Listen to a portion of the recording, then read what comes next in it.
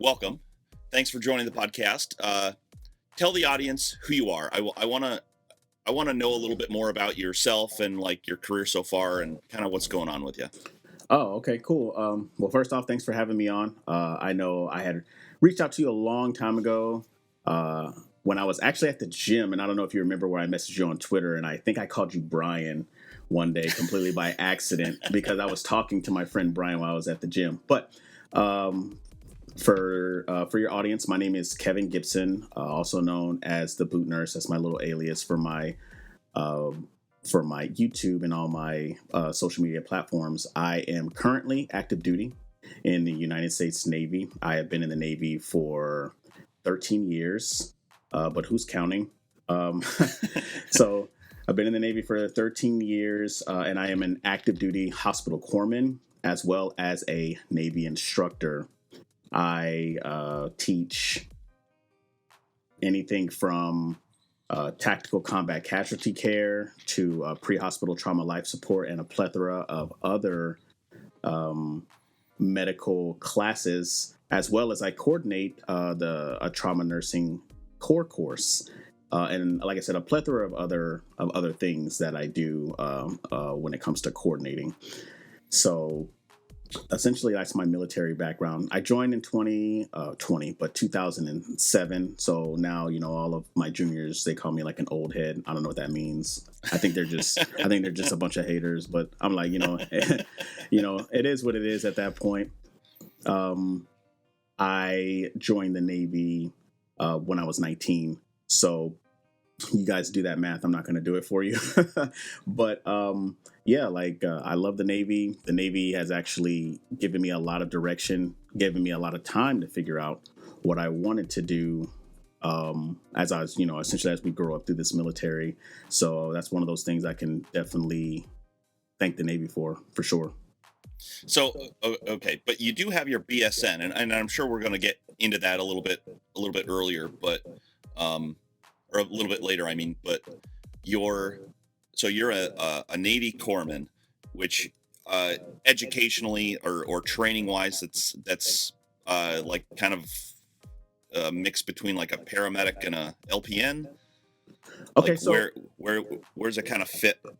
So with the hospital corpsman, we're essentially the the medical providers for the Navy and the Marine Corps. For those that don't know, and we are equivalent to a LPN or LVN, depending on whatever state that you live in, without the LVN credentials. So, But my awareness, I think I'm aware. I had another guest on, Nurse Rob, several months ago, a year ago now, where you're able to challenge the Nclex PN after you get out, or at any point, really. So you can actually okay, so it honestly just depends on what state that you're in. There's the two states that I know right off the top of my head are Florida and California. So once you finish your hospital core school and then you go to whatever duty station that will have it, we'll say you'll go to California. What you have to do is get assigned to an inpatient facility, so whatever ward that you're working on, and you will have to work there for at least a year. And for those that don't know this information, just go to California or the Florida Board of Nursing and you'll be able to see this information. And then once you work there for a year, you get signed off. And then once you get signed off, then you can apply for your Nclex for PN. And awesome. Yeah, so cool. So as I'm sure you're aware, the show split into three basic segments following the three basic steps people have to go through to become a nurse, and each stage kind of has their own challenges. First, obviously, is Prereqs, where students are taking classes, maybe searching for and applying to nursing programs. Second, the meat and potatoes of the podcast here is nursing school, and of course this is challenging because it's friggin' nursing school. right. But obviously, part of the goal of the show is to kind of capture opportunities when they present themselves when you're in nursing school, as well as ensure that we're in the right place, both mentally, physically, and every other way that we can be to succeed. And then third, of course, is Nclex prep and new grad, new grad, or the first year of nursing. And my core belief, my core value is that there's more to nursing school than just content. And I say that over and over again. But basically, when I see a student failing, my first instinct isn't that they can't understand the material. Um, but generally my assumption is that there's something else going on. I don't think nursing school content is really that difficult on its face, though it's challenging because of how deep you have to go and how fast you have to go. But I think that getting through nursing school means that we're making sure that our lives are supporting our ability to complete school. So let's kind of talk about each in turn. So we'll talk about prereqs first.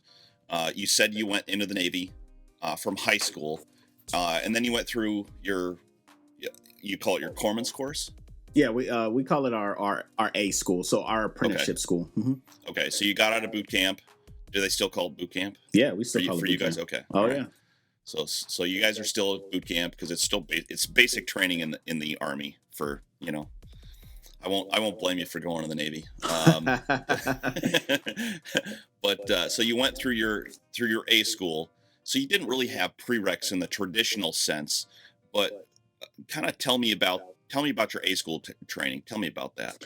Okay, so when I went to A school, it was up in Great Lakes, and if anybody's like from the Chicago area, like I don't know how people can live up there. First off, like it's cold, like so cold to where like the wind's blowing and like my tears are like freezing to my face. I don't know how people do it, but so essentially what we went through is it's just basic nursing. So you understand how to do EMT and all the courses that come with that, medical terminology, IV placement, phlebotomy, PO meds, IM meds.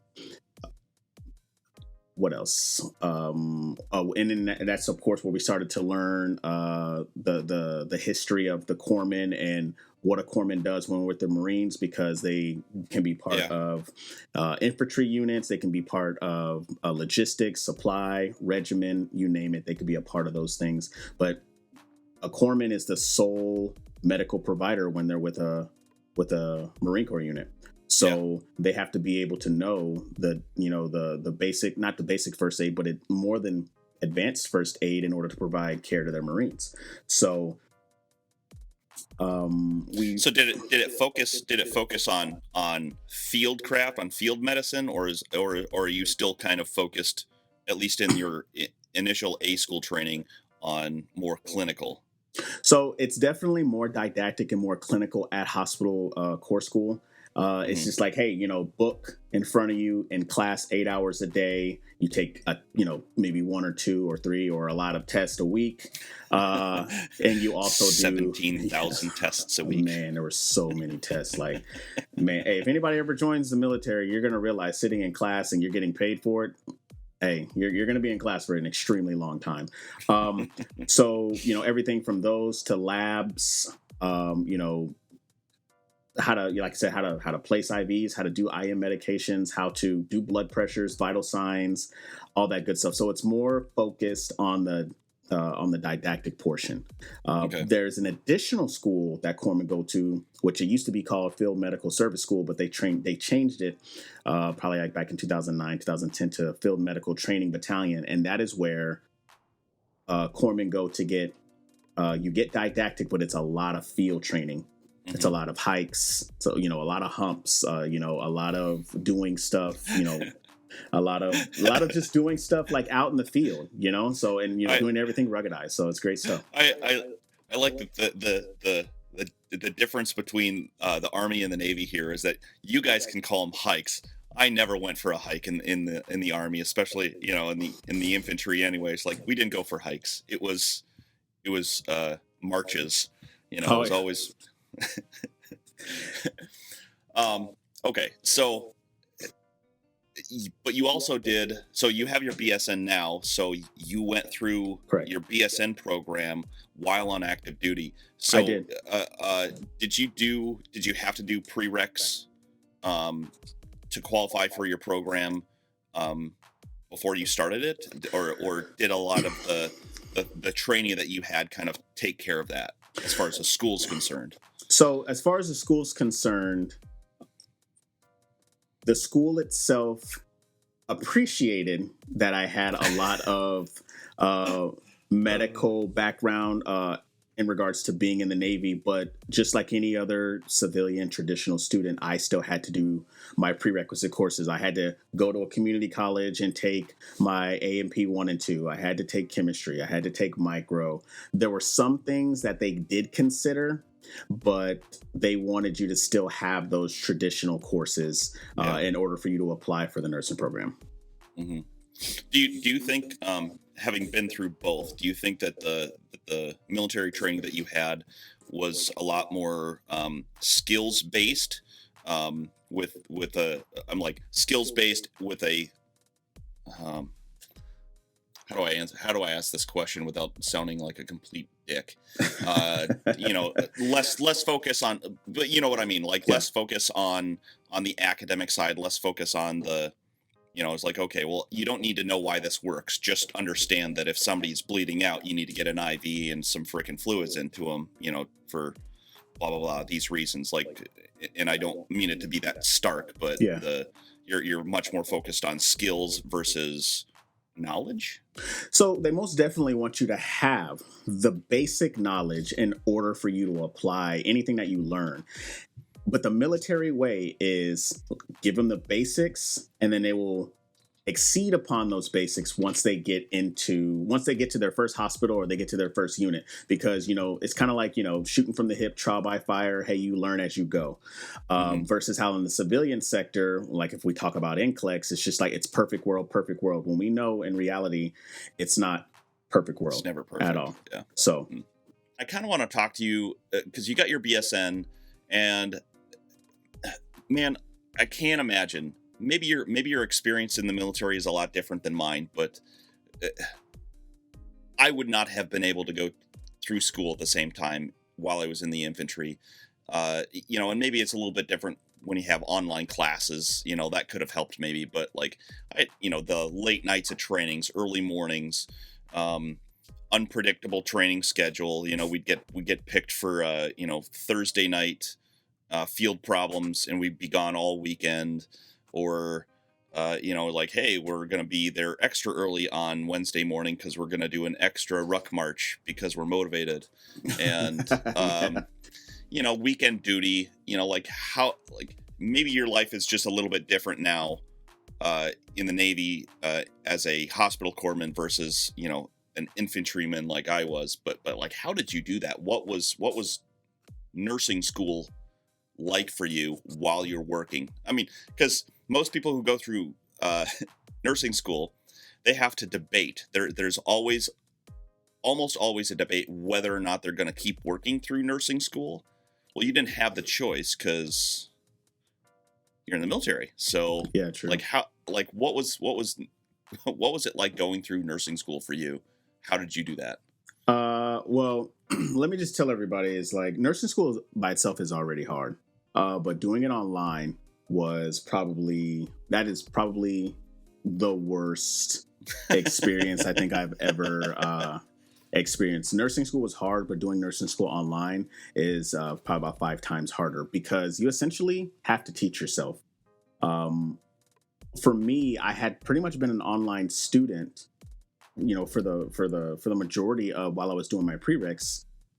Because those easier classes you can take online, but when I started doing my science classes, you had to be in seat, and they came with a lab, and traditionally you couldn't do a lab online. But I think nowadays with COVID and everything, they're allowing people to do certain programs that count as labs. So like I said, it was extremely hard. The first thing for me is I knew that I wanted to be a nurse back in 2012, and then when the first time I said I wanted to be a nurse to somebody, they were like, you got to go on a deployment, because at that point I was trying to do a military program so they could pay for school. And as soon as he said something about a deployment, about 3 weeks later, they were like, hey, you're going on deployment. I'm like, wow, that's great. So, and then while I was on deployment, I was part of a forward surgical team. So it was me, and a bunch of other individuals. We had a couple of Army, couple of Air Force, and all that good stuff. Best experience I had, and that solidified me wanting to go to nursing school. So, like I said, when I came back in 2013, I was able to, start to pursue that. Fast forward to when I'm starting nursing school, doing it online is very beneficial for somebody who, can't get to a traditional class, because the traditional classes are done, 8 in the morning till 10, or, and then and a lot of those things that you couldn't do. For me, I was talking to my chain of command, and for most people that are in the military, their shops will just pretty much tell you like, hey, we can't do it, mission first, so on and so forth. Like for you, for example, like you're an infantryman, and you were always, if you're not in the field, then you're doing other things that have to do with preparing to go to the field, especially with being an officer. Yep.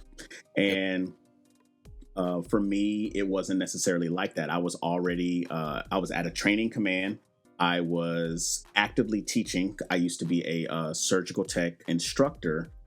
And when I told, my chain of command, which consisted of other corpsmen, other medics in the Army and in the Air Force, as well as nurse corps officers, they were all for it. I told them, hey, if I give you my 40 hours, be where I'm supposed to be, right uniform, haircut, all that good, military stuff, do I have your blessing to go to school? And like everybody supported me 100%. And I did what I needed to do. And I started nursing school 2017, all online. Ugh. Like I can't. The biggest thing is that you have to have discipline. Like you have to have discipline. Like I had to talk with my wife, and I had to let her know, and she was supportive of that. And it was just, it's a lot. Like it's a lot. Well, and I think the trouble with a lot of it'd be one thing. I think it's different if you are doing like the RN to BSN program. I feel like that one is a little bit more online-ish because you have your initial licensure program already out of the way. But if you're doing like an initial licensure program, I think I think what attracts a lot of people to the nursing profession is because it's skill. You're taking an active role in patient care. You're not sitting. You're not a radiologist where you're sitting in a dark room. Looking at pictures and very. I mean, I know that they do have patient interaction as well, but yeah. But the majority of nurses take a direct role in patient care, and I think that what attracts a lot of people to the profession. But when everything's online and you're not getting that. That physicality, that physical skill, for sure. I think that's really tough on a lot of nursing students, and I'm afraid that we're losing a lot of those skilled people who would get through nursing school just fine if everything was normal. And I think the online environment is probably tougher on nursing students and the nursing profession. We just don't know it yet. Like we're going to realize it in about 3-4 years. When we're like, oh, people are still retiring and we haven't been able to replace them yet. Yeah. So there's going to be a reckoning. There's going to be like, it's weird. It's going to be like there's going to be a generational gap. If I guess if I could put it that way. Like when I did all of my didactic online, but I was able to do all of my clinicals here at the local hospital, which made it fantastic. But now, like with COVID, like you got people who are like, "Hey, I'm starting clinicals and I'm doing it online." I'm in a ton of Facebook groups to where you hear all these people saying like, "Hey, I don't feel like I'm learning anything. I'm afraid to touch a patient. Like I'm not even touching a patient." At least I could say for me is that I've always had patient interaction, and I've always had patient hands-on. If it wasn't from working in a surgery clinic to being a basic corpsman and working in a like in the ER or working on the ward or working in a family clinic or something of the sort, is that I had those hands-on skills.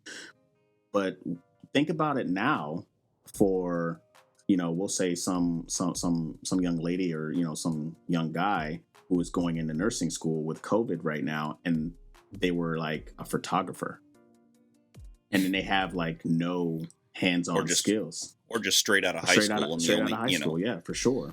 And I think like the advantage that I have, or that me and other people who have, from LVNs, LPNs to, people who have, some type of medical background, even like, CNAs, CMAs, they at least have the hands-on skills to be able to, get them through a little bit, have a bit of an advantage.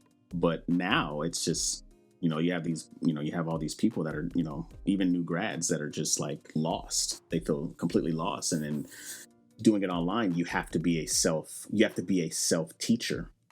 You really do. I think there are some advantages to that. I mean, again, like you have to be very strongly disciplined to motivate yourself to go sit down in front of a computer for, at least when I was in school, I had a really long commute. So at least I got out of I got out from behind the computer screen for that drive and, and for clinicals and all that kind of stuff. And I really looked forward to clinicals, and I had lots of podcasts that I was listening to at the time. So the drive didn't really bother me all that much, other than after a while, it really did start to feel like a big waste of time, because it's like, well, and that's one of the reasons I started listening to nursing podcasts, because I was like, I've got to find some value to this commute time. Like, I've got to find something. So it was like straight A nursing podcast. It was Nurse Mo is awesome. If you guys don't listen to her, Nurse Mo, highly recommend Nurse Mo. And like other podcasts like that. Like I tried to keep it content based at first, and then I was kind of dying on the vine, because I was like, God, this is awful. I can't be the only one who feels like this, right? Yeah, for sure. Yeah, man. So I found this podcast. Yeah. So did the military pay for your BSN program? So, or how does that work? Because I'm old, so like I know about the GI Bill, and that's basically all I know about. But are you able to use the GI Bill while you're on active duty, or how does that work out? Like, what's one of the benefits of going through a school like nursing school while you're on active duty? So, to answer your question, can you use your GI Bill while you are active duty? Yes, you 100% can. However, there is a stipulation. You have to at least be on active duty for 3 years, last I checked, in order for you to use any to use your educational benefits through e-benefits. So the military, well, I guess if you want to count it this way, like, did the military pay for school? The military per se, no, but my e-benefits did. So I used not Montgomery. I used the post 9/11 GI Bill. Yeah. Which came into effect, I believe, in 2000, like August of 2009.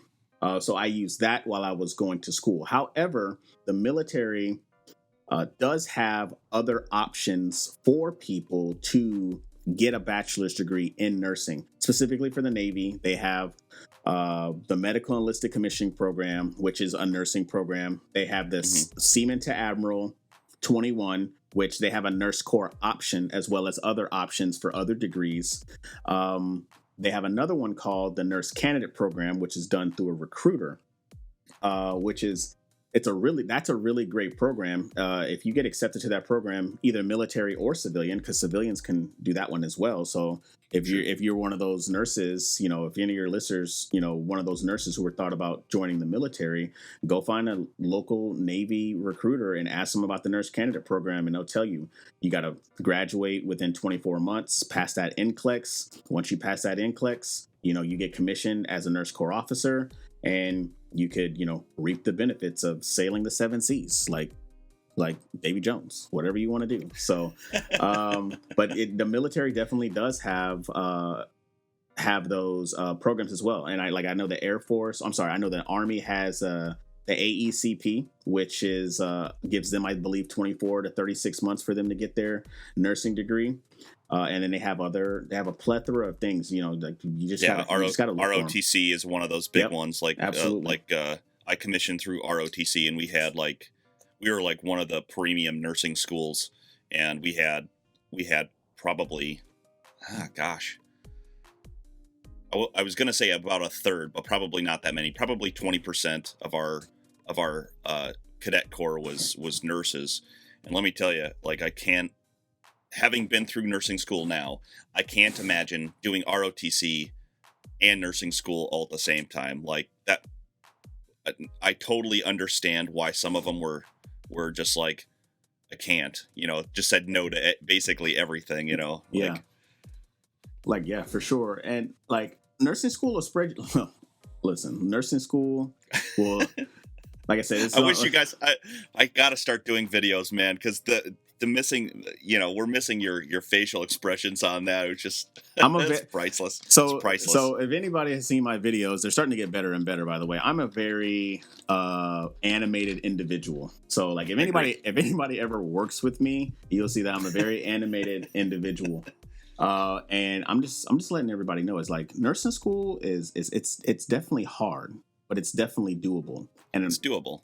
But what I want people to know is just like, I did it while I was working 40 hours a week, at least, on top of duty. And if you guys don't know what duty is, it's like, your command quarters where, you stand and you just babysit. And, as well as doing PT, and I was an instructor, so I had students as well. So there was married and a house to take care of and all the responsibilities that, adults have. We all have them. But we all have them, just like excuses, but excuses don't get you anywhere. You gotta push through it. But that's what I mean, though. I mean, and again, that goes back to that central point of this podcast is that you can have all of those things. You can be a young mother, you can be a young father. You can have a household. You can live an hour and a half away from school, like I did. You can have a job. You can have all of those things. But you have to realize that school is your number one priority. Mm-hmm. And that's hard on the family. Like, extremely. Yep, I am not going to be able to read to the kids this week, because I've got X whatever coming up, whatever the deal is. So like having all of that support structure behind you is, I think, one of the most important things in order to successfully make it through nursing school. Absolutely. So, I mean, without the support of your command structure, I'm sure it would have been nearly impossible. It would. I can pretty much tell you that it probably wouldn't have happened if I was with a Marine Corps unit and we were always in the field, or if I was part of ship's company. And ship's company, for those that don't understand, that means where you're attached to a ship and you do everything with the ship, is like when they go underway, meaning out to sea. And there's a lot of mission structured things that you have to do. It is like stuff like that is impossible to do because the mission always comes first. So I was in a prime position for me to pull the trigger on going to nursing school. Cool. Let's talk about the Nclex. You and I have a similar story. I failed the Nclex my first attempt, and I passed on my second attempt. I got 75 questions both times. So the first one was so terrible that it kicked me out at 75 questions. And then the second one was good enough where I just, out in 75 questions, which was pretty good. But let's talk about your experience, because it's noteworthy. It is. It's definitely a unique one, and it is, and it's definitely like a story of perseverance, as well as it's like a Rocky story. I overcame, and I beat Drago at the end. Let me stop. So I'm just gonna be upfront. Is for me, I had a very, very large, in my opinion, content issue of understanding the content. And the main reason why is because I was thinking like a corpsman. Yep. I very, very similar. I had a big problem in nursing school because I saw things a lot from the practical side of things. Exactly. Yeah, absolutely. I saw it from a real world perspective rather than a perfect world perspective. That was my issue. The Nclex perspective. Absolutely. Sure. And I could tell you, I know this is a very professional podcast, but let me tell you, if you guys had a notebook of all the swear words, professional. If you guys had a notebook of all the swear words in every language, I used every single one when I was studying for this exam. So I'll take you back. I'll take you back a little bit. When I first started studying for my Nclex, I had a lot going on the last semester of nursing school. I was in the middle of a PCS move, and if you don't know what a PCS move, it means I was transferring from one command to another, as well as I didn't know if my nursing school was going to allow me to still be in nursing school. I had to check into a new command, as well as get acclimated to what that mission statement is all about, as well as buying a house, even though that was by choice. Buying a house, the stresses of buying a house if you've never bought a house, as well as, am I going to pass, my exit HESI, because we took HESI. Not a fan of HESI. If whoever made HESI, anyways, so had to take that final HESI and all that good stuff. Graduated, and you're actually gonna really, really like this part. So when I graduated, I was using Board Vitals and I was using Saunders, and I thought I knew all of the information because I was like, man, I'm a corpsman. I've been doing medicine for air quotes medicine for 10 plus years. And I was like, you know what? I'm going to go ahead and I'm going to schedule my Nclex. And when did I schedule my Nclex? The day before my birthday. Nice. Right? Because somebody else I know who's on the podcast with me did that same exact thing. And I took it the day before my birthday. I took it a day before my birthday and, went downtown. I'm sorry. I took the exam and then I was like, you know what? I think I did all right. I got to 75 questions. And when it shut off at 75 questions, I was like, okay, cool. All right, we'll see in 2 days. So then I was just like, all right, well, whether I pass or whether I fail, I'm about to just go have a good time. Had a good time for my birthday. And then boom, I got the quick results and I failed. So in my mind, dun, dun, dun. Yeah. So in my mind at that point, I was like, well, at least I had a good time, right?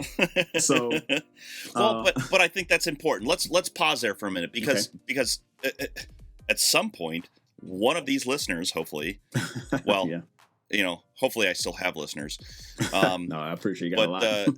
But somebody is going to fail. Like it's going to happen. It happened to me. Happened to Kevin. Like, it happens. It doesn't have to be the end of the world. And I think. So my first piece of advice is that number one, stay the F off of social media, stay the heck off the computer, like stay off of all that stuff. Go and celebrate regardless of what the outcome is.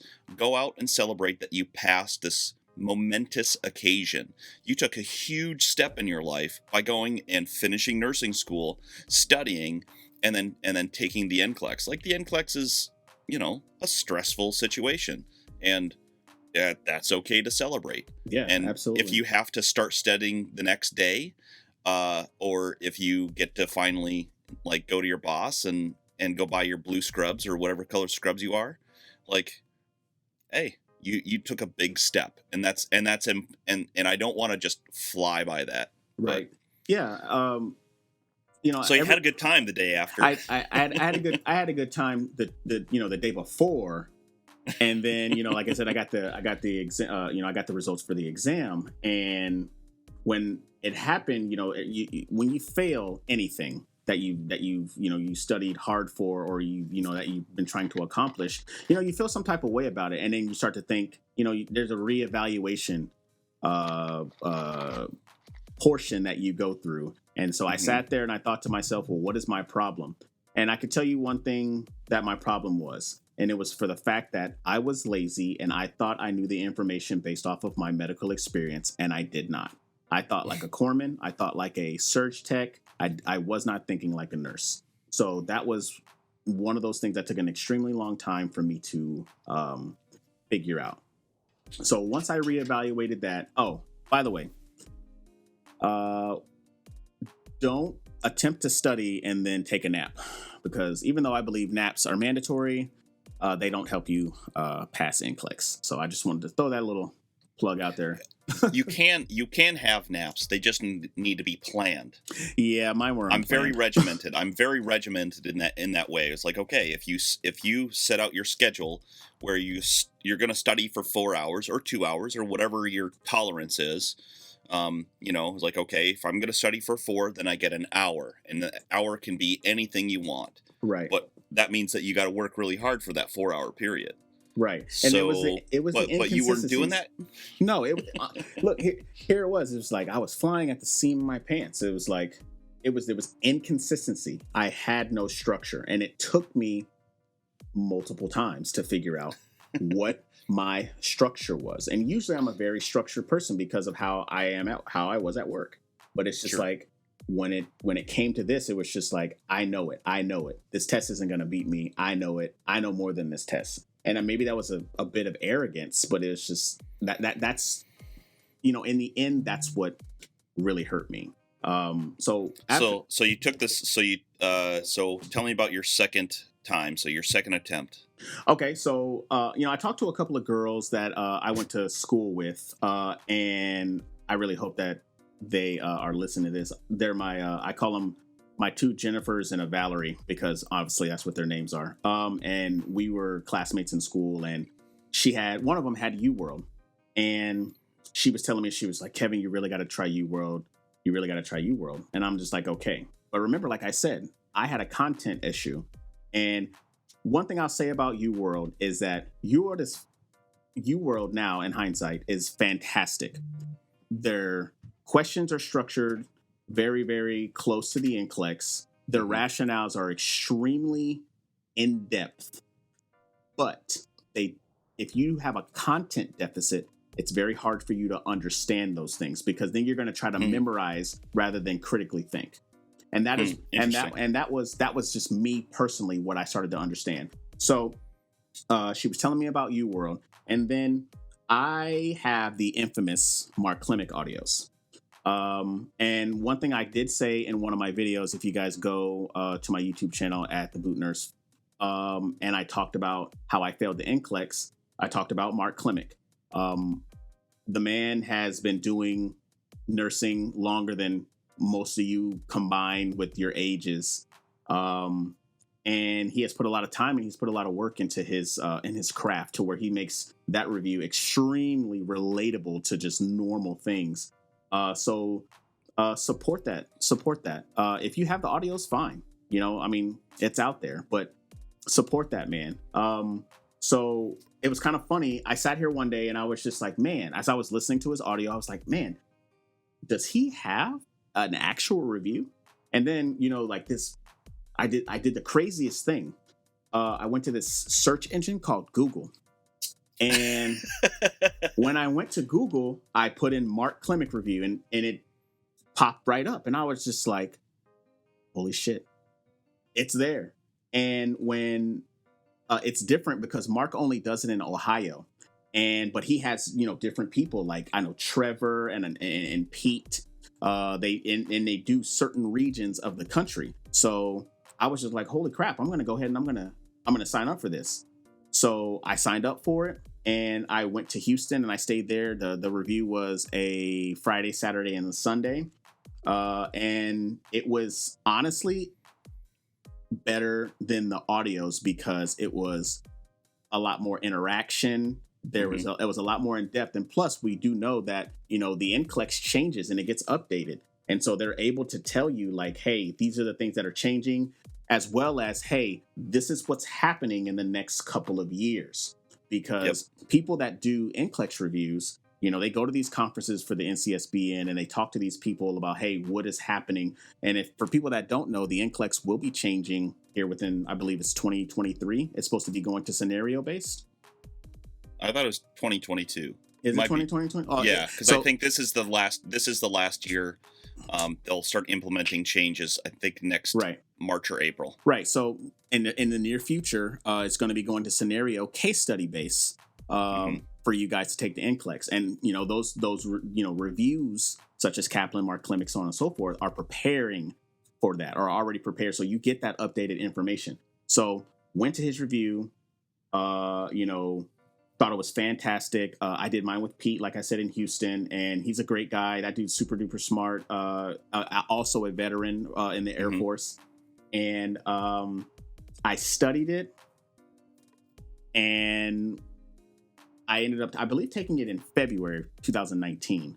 And then I had planned on actually taking my exam in April of 2019, but there was a hiccup while I was trying to get my application to the Board of Nursing. I was also waiting for my authorization to test, also known as your ATT. And there was a hiccup there. So I had to get extended. So we'll say, I believe it was July, I had to take my exam again. And when I took my exam again, I got 265 questions. Now, that's a marathon, man. So now let me tell you, everybody, when they go take their Nclex, should expect to get all of them. Yep. I think that mentality, honestly, because the first time I took it, I did not have that mentality. Right. The second time I took it, I promised myself, I said, you are going to do every single thing different from how you first did it. Right. Because I went in there and I was super impatient the first time, and that's what got me. That's my biggest fault, is impatience. Right. And I even went to the, because the little palm scan things, I was like, the first time I took it, I smiled for the picture and I used my right hand on the scanner. And the second time I was super deadpan serious and left hand. I did everything in my power to take a completely different approach, including be all right, I'm here for 265 questions. That's it. Right. Absolutely. And another thing about it, going the whole 265 is that if you prepare to go to whole 265 and then you get 75 questions, because when I took it this last time, it was 60 questions because of, the COVID restrictions. Yeah. If you get, you'll be surprised when it shuts off.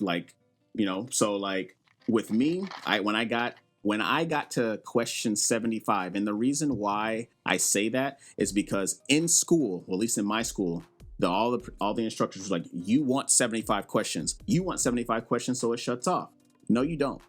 You do not want that, because guess what? Just like Mark said, when you hit 76, you're like, oh my God, I'm failing. Yep. I'm not doing anything. And do you know what happened to me when I got 76 questions?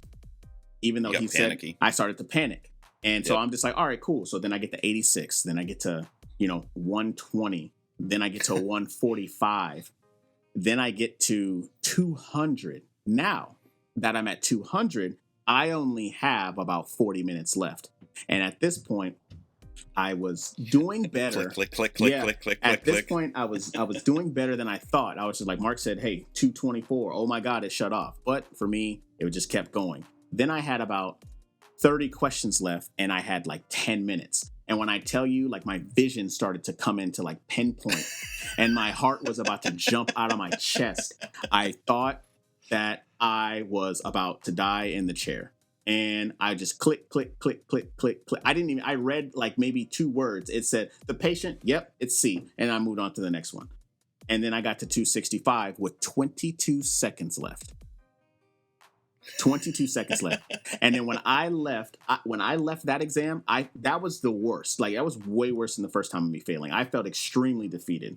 Then I got home, did the Pearson VUE trick, which I don't do it. Which I will tell you, it is not 100% accurate. However, if you do it, there is a very good chance that you pass. Also, however, the only 100% way for you to know if you pass is to check your state's Board of Nursing. Once you have a license number, and all that good jazz. That is the way to know if you are a nurse or not. Even if you pay the $7.95 for Pearson, for Pearson View, that is unofficial. Yep. So just be aware of that. Well, but it's unofficial, but it's 100%. Like if your quick results say you pass, you pass. But I think what everybody skips over, or what people forget, is that Pearson View sends results to your state board. They do. Mm-hmm. And so I think the second time I had results I started my test at 8 o'clock in the morning. And I had my results before 8 a.m. the next morning, because I went to my State Board of Nursing website and checked there, and there was like a little pop-up said official pass. Yep. And I had an active nursing license, because they say most states say that you can do, or it takes up to 6 weeks, right? Or they allot themselves 6 weeks to do it, and I think that's more traditional when everything was mail based.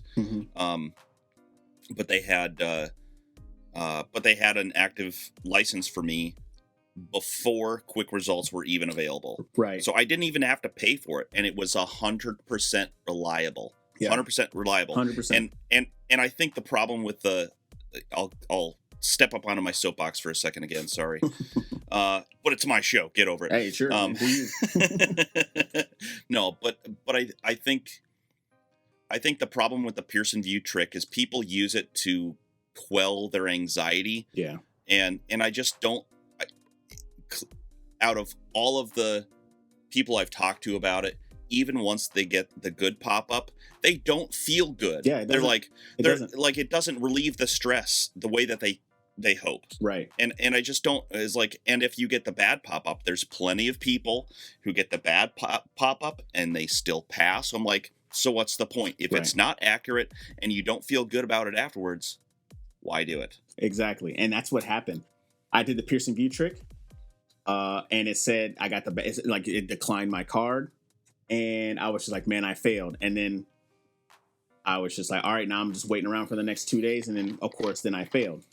Yeah. And at that point, I was just like, I know what I did wrong.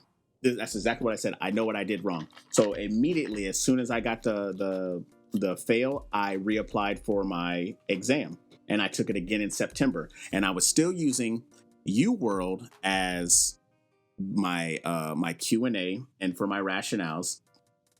And I was using Mark Klimick, the audio, as well as I have the actual blue and yellow book, which, hey, you guys be looking out for that. That might come to somebody. The blue and yellow book, which is fantastic. And I was like, I know what I need to do. So I use UWorld. I use Mark Klimick, the audio for passive listening. So I would just put it on, like I was listening to a podcast, which is really, really bad. Like I could sit here and I could tell you every little quote that Mark Klimick has ever said, and it's always stuck in my head, and it always will. And so I took my exam in September, and I felt a lot better. I was a lot more calm, and then I didn't do the Pearson View trick because I was like, nope, I'm not doing it this time. I'm just gonna be okay, and that's fine.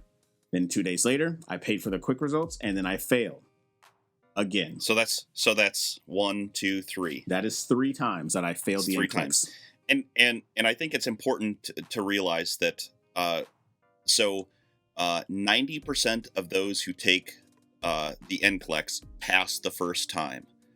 However, and this is not a great statistic because there's other things built into it, but if you fail the Nclex, usually if you're a second attempt or further, your chances of passing the Nclex the second time is 40%. So it's very, very reduced. And I think there's some reasons for that. Like people don't correct the problems that they have.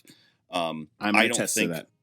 Yeah, I don't think that that letter that you get, it was like, these are the areas that we're like, that doesn't tell me if I really suck at cardiovascular knowledge. That tells me within each 5. of those, Yeah, like that doesn't the categories that they have doesn't give you the content categories, that gives you the question type categories, and I don't really like that. Yeah, But neither do I.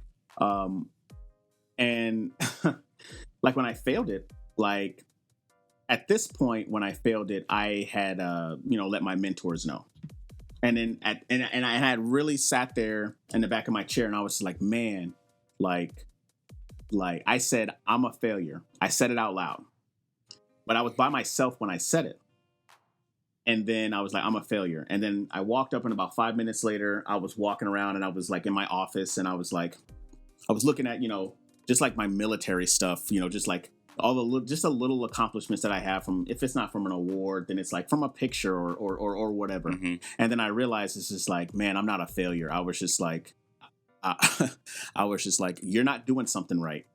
And everything that you have attempted to do, it's not working. So you need to talk to somebody who has already been there, not only already been there, but who kind of keeps up with the times on what you need to do to get there. So I had two mentors. I have a female one and I have a male one. One was in the Navy, one's in the Navy, one just retired out of the Army.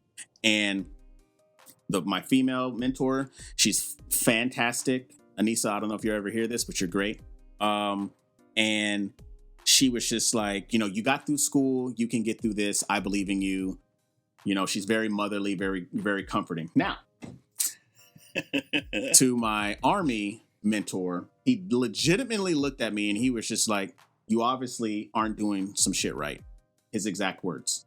And I was just like, okay. He was just like, it's essentially somebody saying, hey, we did it your way. Now we're going to do it my way. And so I was just like, okay, but he was a lot more giving and receptive to the things that I was telling. And he was just like, have you ever used Kaplan? And I was just like, yes, I have used, I did Kaplan because my school offered the 3-day review, which I know that you did. Yeah. And they offered it free for military. And if you guys don't know, it's like some of those 3-day courses are like $300, $400. They could be anywhere from like $300 to $400. And I went to it, but to me, it's just like, it just didn't seem like it was that well put together, and it didn't keep my attention. So I was just there and I'm just like, okay. And then I'm just like, whatever. So then fast forward to December, a lot of things are happening in the holidays. My mentor is just like, hey, what's up with Kaplan? And I was just like, I'm going to buy it. And he was like, when are you going to buy it? And I was like, today. But in reality, I wasn't going to buy it that day. But I did buy it that Kevin. day. I know I was so bad. I did end up buying it that day because the next day he was like, let me see it. And then I showed him the app, and I showed him, on my computer, and he was like, all right, good. He was like, make sure, you stay on that. And, that was all through the holidays. I talked to the people at Kaplan. They're fantastic. They have all types of deals. As a matter of fact, right now, if anybody ever wanted to get Kaplan,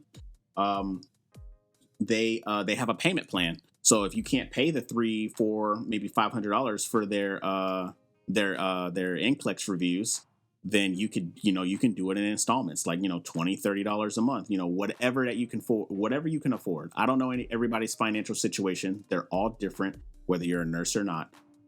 So just make sure that, hey, you do have those options there for yourself. So, and then fast forward again, I end up doing the 3-day Nclex course virtually online. Like I had an instructor in front of me, and they had a teacher's assistant, which was another nurse who was answering all the questions in the chat.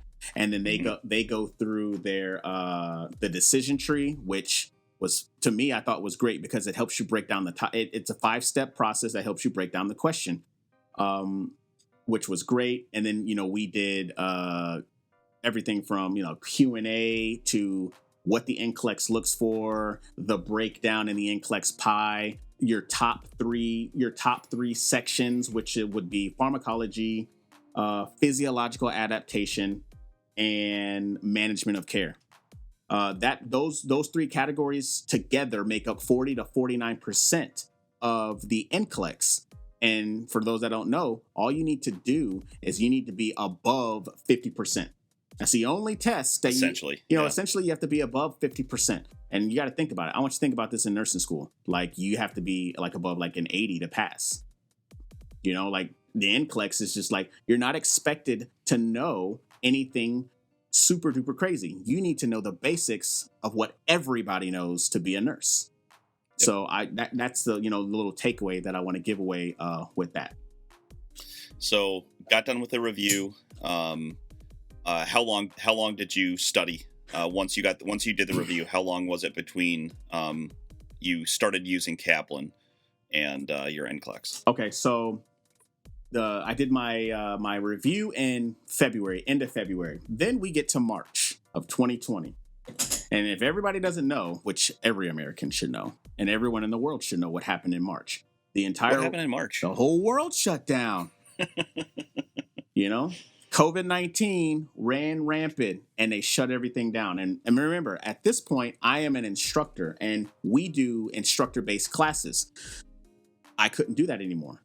And they kept everybody at home. So that is when it started. And I was just like, that's when Kevin started to buckle down. That's when Kevin really buckled down. Kevin didn't have any distractions. Kevin didn't have to go to work. Kevin didn't have to, and this is where I say that COVID, for me, at least for the Nclex, was a blessing. While, I understand the severity of what COVID was doing and what COVID still is doing. And this is where I sat down and I printed out a calendars from March, April, May, June. And then every day I was just like 75. I'm sorry. I would do content. And this is where I was using the content, the Nclex channel that Kaplan provides, as well as their content videos. And I would do content one day and it would be content. And then the next day it would be 150 questions with remediation by reading the rationales and doing my own research to make sure I understand what I'm going through. And that's what it was. Oh, I'm sorry. Let me back up. It was content, 75 to 150 questions with reading a rationale a day for the first month and a half. Mm-hmm. And then it became every other day. Like it would be content. So when did you start again, knowing that you had a lot of other stuff going on and other responsibilities. So about how many hours per day were you putting in for the first month? For the first month, it had to have been anywhere from, since I had a content deficit, I felt like I had to play catch up. So it was anywhere from 8 to 12 hours with multiple half an hour to 45-minute breaks in between there. Because I didn't feel like I had a content problem, but definitely the second time, like I started understanding like what the questions were actually asking. This question is not asking me if I know what the normal potassium level is in a patient. Like that's not what it's asking me. It's asking me if I can prioritize an acute situation from a chronic situation, or if somebody's got a 5.1 potassium level, we're not going to turn the world over, and they can sit there with that for a little while, before we're probably not going to do anything in the real world. But but the person who's having an exacerbation of respiratory distress or something like that, like I'm going to take care of that one first. Yeah, absolutely. Not just because it's airway, but okay. So what other than maybe the ability to focus in a little bit, what were some of the things that you had to change on how you were studying in order to successfully study? So what I did, so one thing, just like you were saying, one thing I will say, in the Navy, we have this term or acronym, we call it RTFQ. And it means read the effing question. Oh, that's a good one. Right? So RTFQ, read the effing question. I'm not going to say it because, I'm trying to change my ways. But so read the question and read it all the way through. And that was a problem. Like you said, you had impatience. So did I. And I would get all the way to about halfway to, 3/4 of the question. I'm like, I know it. But then that last word will say first or best. And if you don't know the difference between first and best, it will it will hinder you and you will get the question wrong. And then you're going to be sitting there wanting to punch your computer trying to figure out why. So that was one thing, understanding and reading the question all the way through. Second thing, I would set my office or my room, my game room, whatever you want to call it. I would set it up like it was the Nclex. I would take everything out. My phone has a feature on it called Zen mode, which you can put it on and you can set it, I think, up to an hour. And it will lock your phone except for emergency calls only. It will lock your phone and it will not allow for you to do anything, because the first thing that we want to do when we get on a break, or the first thing that we want to do when we're not understanding a question, is that we want to go straight to the phone. And so what I did is I put it on Zen mode. I would text whoever I need to text, say, hey, I'm about to do a 75 to 150 question exam. I may be out of pocket for 2 hours, so I'm just letting you know. And they're just like, okay. So I would go put the phone out. I wouldn't have any drinks. I wouldn't have any food. I wouldn't have any snacks. I wouldn't do anything. And then I would set it up as if I was actually taking the Nclex. Since I had already taken it 3 times, I was already an expert. So so that's I would set up the room for it to mirror the Nclex. Another thing that I did, which is another motivational thing, is for all the listeners out there, if you don't do this, do this. I want you guys to get pieces of paper, or multiple pieces of paper, and I want you to put "I will pass Nclex," and I want you to post them everywhere throughout your house. The bathroom, the front door, the shower, your dog's house, your back door. I don't care where you put it, because that right there is, that is, I like to say, like, positive reinforcement, or speaking it into existence. Because what I used to do is I would turn to the left anytime I wanted to get up from the computer. I would turn to the left and it says, "I will pass Nclex," and then I would answer myself. I would be like, "Damn right you are," and then I turn right back and I'd start answering questions. Yep. Nice. So I like that. So tell me about, I want to hear specifically about, like, the morning of, and your experience in your 4th and final attempt at the Nclex. Okay. Before I talk about the morning of, let me tell you about what I did the day before. Okay. The day before, I did absolutely nothing. Awesome. Good idea. I did absolutely nothing. I closed every computer that I had, and I went to, like, my favorite sandwich shop. And if anybody's ever in San Antonio, there's a sandwich shop. It's called Gino's, and they're like the #1 sandwich shop, like, in the city, and like number 21, like, in the country. Sandwiches are awesome. So anyway, so I did nothing. I went to go get lunch over there, talk to the owners, and then I went back home, and then I started watching, TV, that box that projects pictures, because I haven't really looked at it for so long. So I ended up watching some TV. I'm a big fan of Rick and Morty, if you guys don't watch Rick and Morty. And I just relaxed. I cleared my mind. I did nothing. I did everything that didn't involve Nclex, because this was something that one of my old instructors, before he retired, he used to tell me when you were studying for an exam, if you truly have been studying for an exam and you're trying to cram the day before, like, if you don't know it by now, then you don't know it at all. Mm-hmm. And so you're not going to recall it when you're in stress mode. And that's one of those things. Yeah, absolutely. And that's one of those things that I've always lived by. So I relaxed. I watched TV. The gyms and everything had started to open back up. And this was June of 2020, so the gyms and stuff started to open back up. So I went to the gym, got me a good workout in. Then I came home, relaxed some more, and then I went to bed. I'm sorry. Before I went to bed, I sat out my clothes. I sat out my ID card that I was going to use. I even printed out the authorization to test, just in case. I had my shoes right there on the dress. Like, I had everything. So when I wake up, I already know exactly what I was going to do. So then I fell asleep. I went to bed at about 8 o'clock.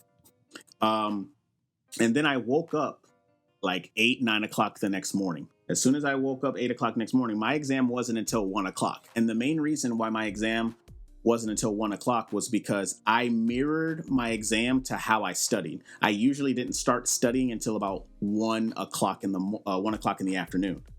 because when I would wake up at like 8 and I would study content from about 8 till about noon, take an hour off, then I would start doing questions. So I kind of mirrored it that way.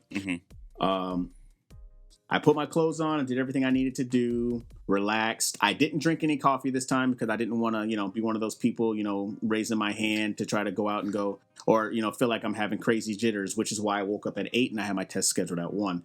So got dressed, did everything I needed to do, took my time, took like 15 minutes for me to get to where I was going. Once I get there, I said to myself before I got out of the car that I was like, I will pass Nclex on my dashboard, and I was just like, oh, you're gonna be a nurse when you come back. And then I got out and went up to the testing center. And if you guys haven't experienced that yet, it's like, I've never been to prison.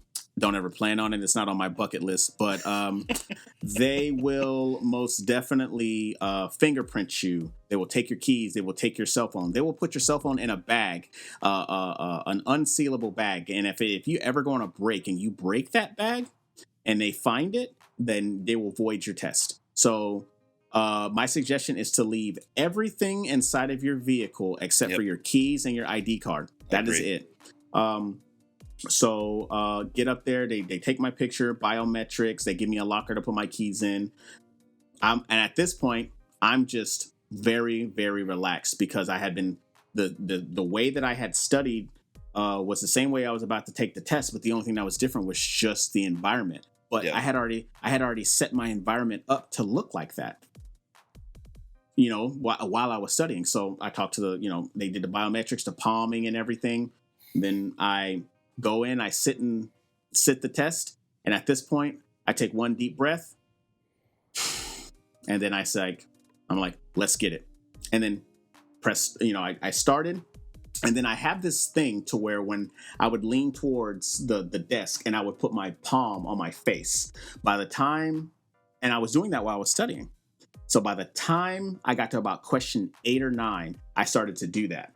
And at that point, I knew I was comfortable because that's how I always took my exam. I would be about, 8, 9, 10, 12 questions in. Then I lean forward and I would just sit and I would just look. And then that's where my comfortability was. And then I knew I would always do time checks. I would get to question 30 and I would be like, where am I at? I'd be like, all right, cool. I'm making good time. Oh, and also when you guys take your exam, you guys can turn the timer and you guys can turn the counter off so you don't see what question you're on and so you don't see how much time you have left, because a lot of people will get distracted by looking at both of those and they'll be like, oh man, I'm not where I need to be. Just go with your flow and you'll be fine. So when I got to a certain question, I was like, let me see what question I'm at. I was at question 30 and I had already been doing it for about 40 minutes. And I was just like, oh, okay, I'm making good time. No, I'm sorry. Yeah, that sounds about right. So then I go back into my same position and I click through. Now, the select all that apply questions, or people call them SATA, or people call them Satan, whatever.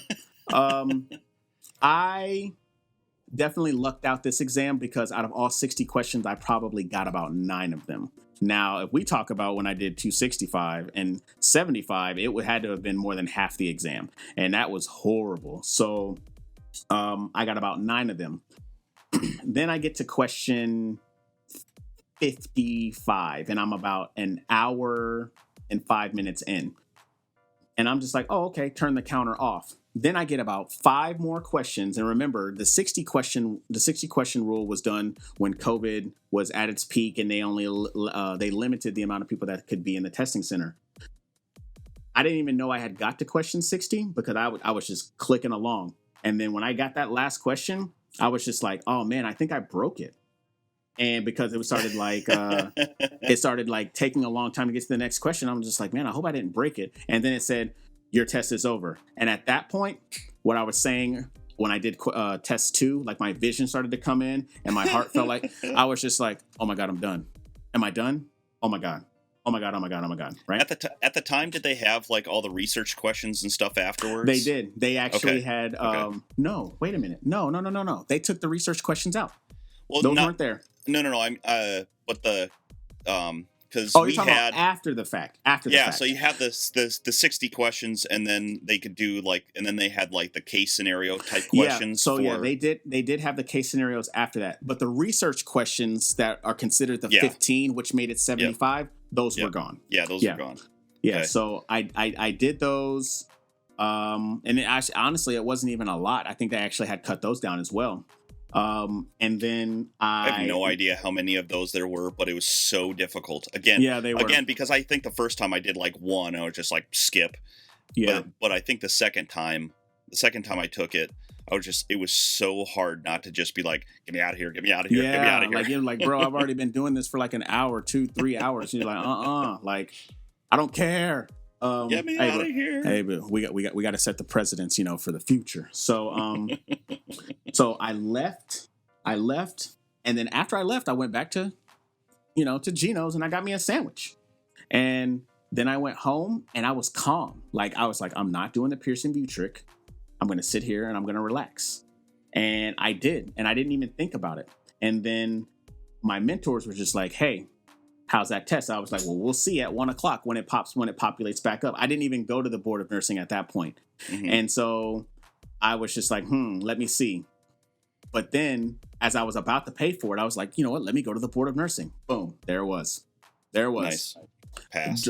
License. And then, so it was June 5th of 2020 that the boot nurse was born. It's awesome. Oh, congratulations.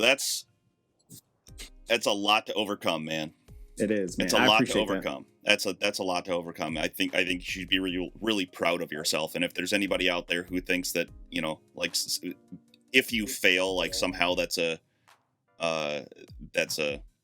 narrative on your ability to be a nurse, or a narrative of your knowledge, clearly it's not. Some of us, I think some people are a lot more prone to be too practical. That was another problem that I had in school, is that I would focus in on knowledge that was needed to that would be useful in a practical setting. Like we're like, well, this makes sense. This seems important to know, and I'm like, this seems like arcane, crazy to know kind of knowledge. I'm not going to spend a lot of time, learning that. And of course, nursing school and Nclex style questions, like they're gonna take equally from nuts to know and need to know. Absolutely. Yeah. So tell me. So let's talk about new grad. Your new grad experience. So you passed on June 5th. When did you actually start working, or did you start working as an RN? Okay, so this is something else that's other people may find fascinating. That when I did get my license, I wasn't allowed to work. And let me kind of give people a little bit of a backstory. Since I am still active duty in the military, I fill a billet. And a billet is a job. I to the military, I have a specific job that I have to do. And at that point, my specific job was for me to be an instructor. And they were just like, when I passed and everybody knew, they were like, hey, that's great. Good on you. We're glad that you're a nurse. However, you are still, enlisted to fulfill a job. And we don't want you to get out there and get sick. And I was just like, well, I became a nurse to be a nurse. And, unfortunately, it kind of comes with the territory, even though it shouldn't. But, I digress. So that's kind of what happened. So I couldn't work. And so essentially it's like, the whole liability issue. My commanding officer was just like, I care about you and I don't want this to happen. But then, I kind of dropped one of those things on him. I was like, sir, if we were downrange, you're like, would you care about me going on foot patrols?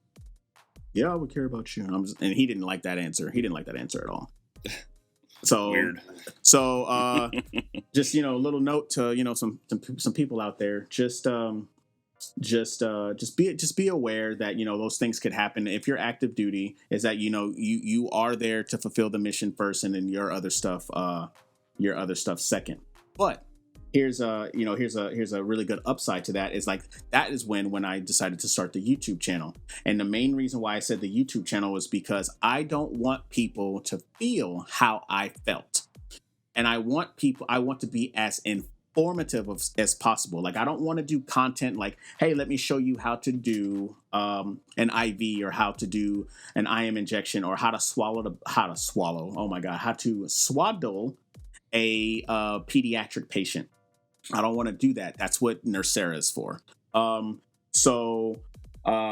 was just like, let me just be informative. Let me tell everybody what I use. Let me tell everybody all the information that I find out, so that way they can, make informative decisions for themselves on what they can and can't use. Like, I made a review about PICMONIC because I used PICMONIC while I was doing research to figure out other things that could help me remember, blood components, or DKA versus HHNK or HHS or all those other things, along with Mark Klimek. So that's why I was like, that's why I wanted to make the YouTube channel. So from June until January of this year, that was like, okay, I can still do this on the side type deal. But now I do have a job to where I am now going through the new grad experience in a burn ICU. Awesome. Yeah. So how long have you been there? I literally just started. I believe it was on the 21st of January. Okay, so you're real new. I'm brand new back into brands. Even though I graduated in 2018 and I got my nursing degree in 2020, I am just now starting to do a job as a nurse. So I'm still considered a new grad. Yeah. Because I've never done anything in regards to it, and I just started. So if somebody was in your position and they wanted to stay in the military, would they be able? I'm sure there's a program where somebody in your position could get into the nurse corps from where you are, get commissioned, and get into the nurse corps if they wanted to do that. So like I was saying, there's those programs that are available. But if you can't get into those programs for whatever reason, if you already have your license and you already have your degree, you can always moonlight. And of course, if you guys don't know what moonlighting is, it's like, you work for the military, when you're required to, and then on your free time or your liberty time, on your free time, you can work a part-time job, as a registered nurse. Now they are letting people do that. You just have to get the permission from your chain of command, and they're letting people do it now because it's starting. There's a little bit more control over COVID and in the direction that it's going for the most part. So that's how you can gain your experience as a nurse, whether it be you can't do it full time, but do it part time. And once you get enough experience, you could join any of the branches. I could tell you right now that if you could join the Army right as you pass, like once you get your license, go to an Army recruiter if you want to be an Army nurse, and then they will put you through the process. The Navy is a little bit more difficult. The Air Force is they take people as well. So those options are all out there. For you to work as a nurse, especially if you want to work as a nurse in the military. I think my understanding is that, and I think this is straight across the board, is that if you wanted to go active duty, you don't have to have experience prior as a nurse in order to go active duty, because you're going to get the training there, the training and experience there. But I think if you want to go to National Guard or Reserve, I think they want you to have either 6 months or a year of time before you start serving, because you need that experience, because you're not going to have that 24/7 nurse military nurse lifestyle. Mm-hmm. So that's an option. So let's I think you add a really interesting component because of your military experience and working in the medical field while on active duty. So I'm wondering if we can kind of close out the show, if you can talk to those in the audience who are thinking about starting off their medical career by joining the military. And the first thing I want to talk about is recruiters, the good, the bad, the ugly, and like how people can navigate that medical recruiters Okay, so you want to talk about the enlisted side. on the enlisted side. Yeah. Okay. All right.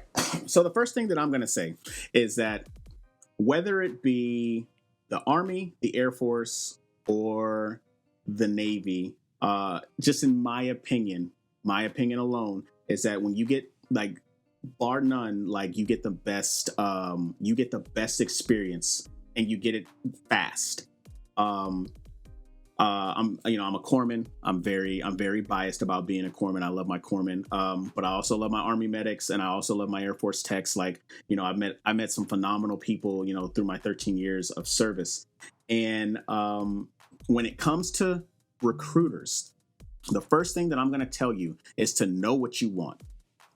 A recruiter's job is to get you into the military. Your job is to figure out what you want. Do you want to be a combat medic?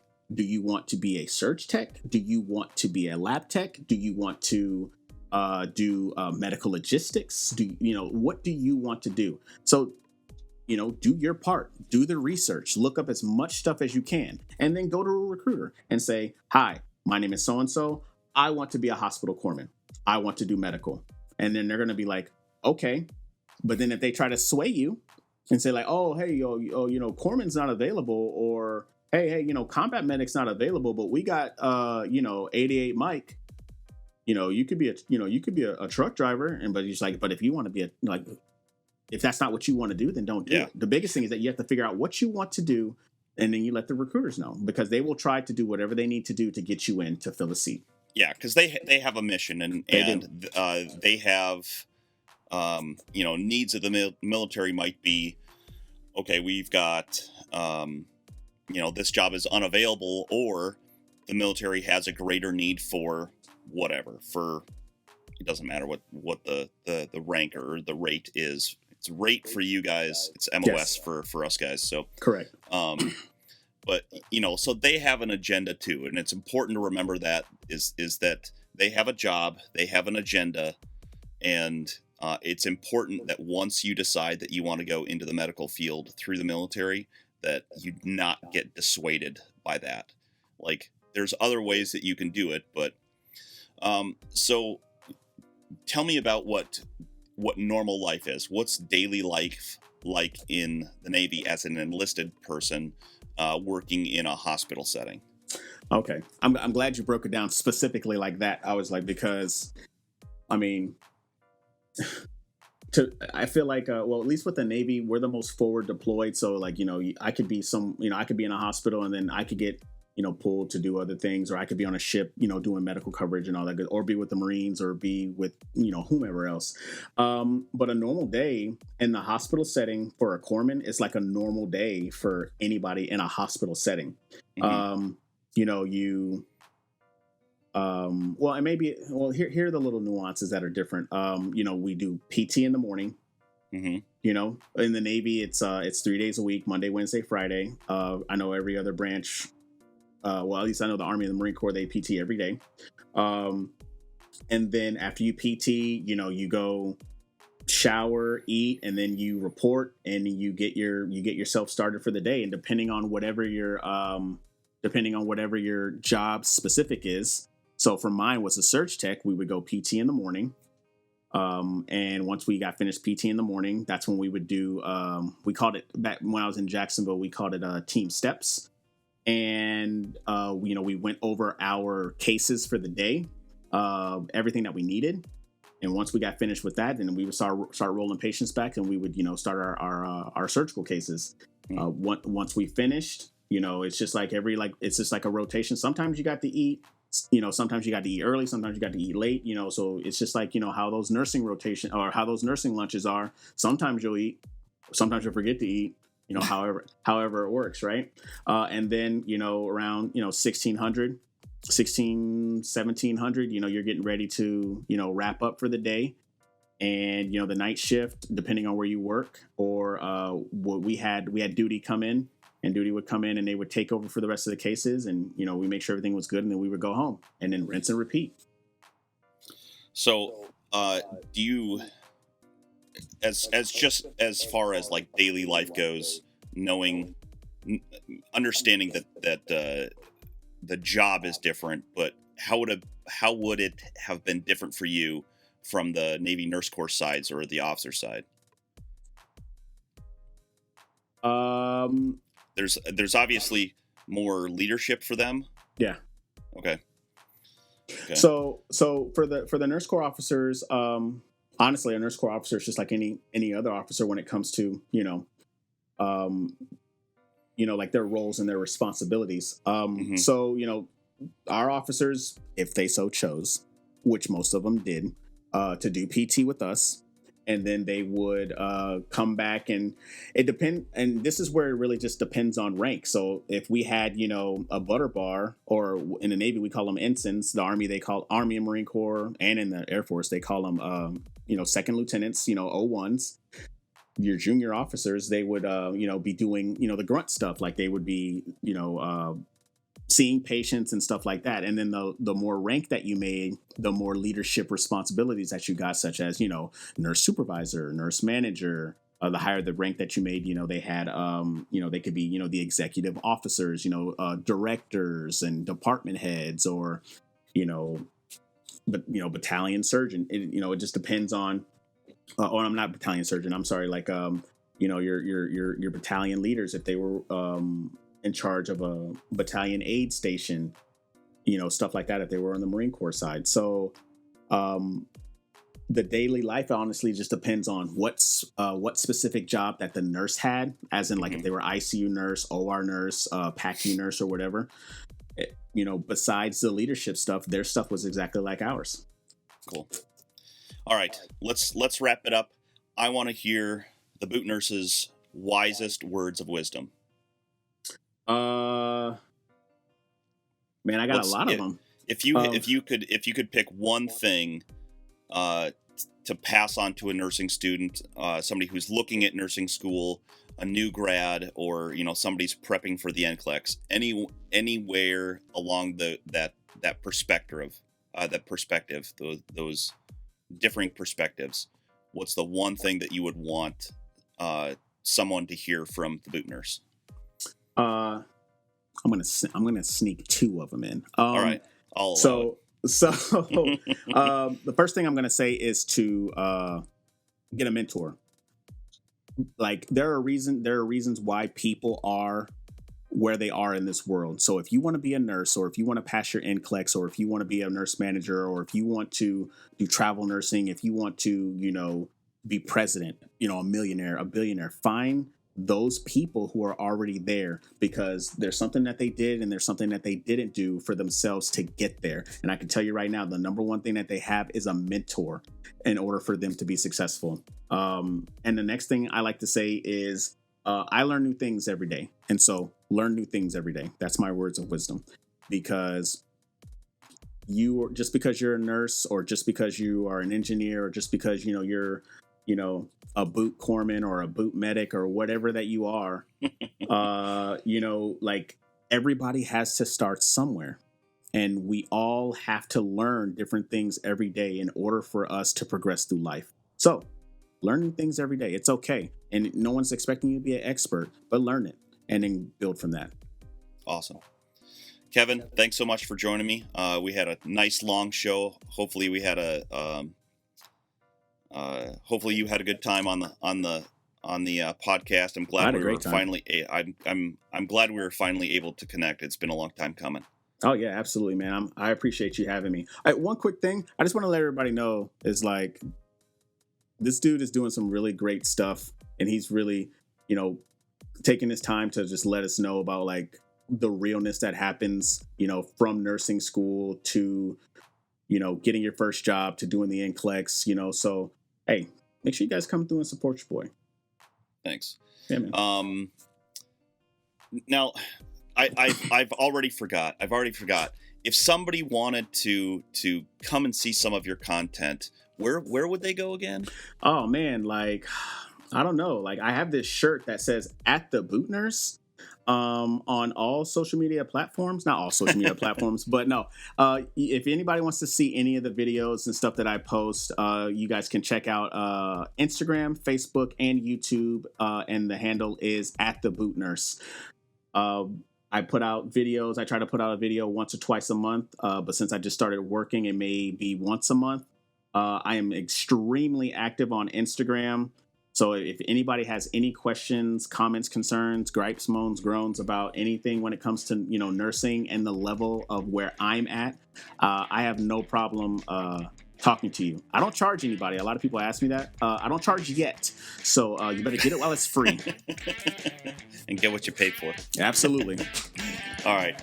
Thanks, Kevin. I'll talk to you later. All right. Thanks, man. Take care.